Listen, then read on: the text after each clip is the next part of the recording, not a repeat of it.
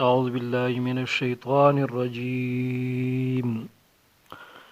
بسم الله الرحمن الرحيم. يا أيها الذين آمنوا لا تقولوا راعنا وقولوا انظرنا واسمعوا وللكافرين عذاب أليم. ما يود الذين كفروا من أهل الكتاب ولا المشركين أن ينزل عليكم من خير من ربكم، والله يختص برحمته من يشاء، والله ذو الفضل العظيم. ما ننسخ من آية أو ننسها نأت بخير منها أو مثلها. ألم تعلم أن الله على كل شيء قدير؟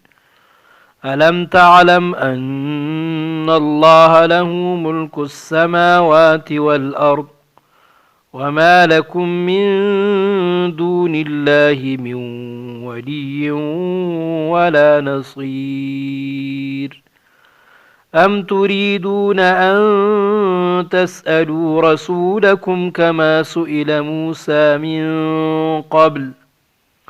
ومن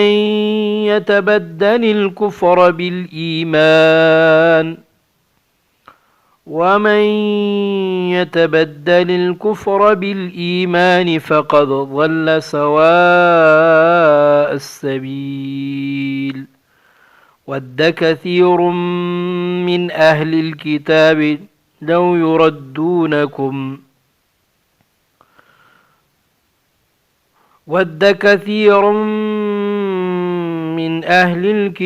لو يردونكم من بعد إيمانكم كفارا حسدا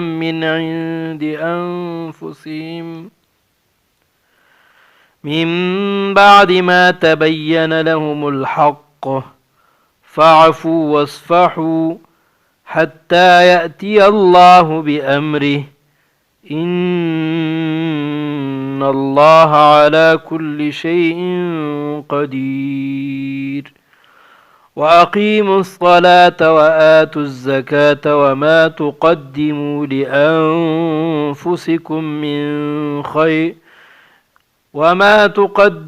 لأنفسكم من خير تجدوه عند الله، إن الله بما تعملون بصير.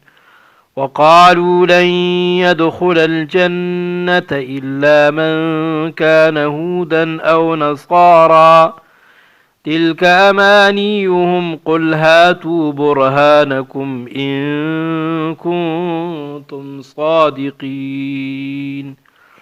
بلى من أسلم وجهه لله وهو محسن فله أجره عند ربه ولا خوف عليهم ولا هم يحزنون.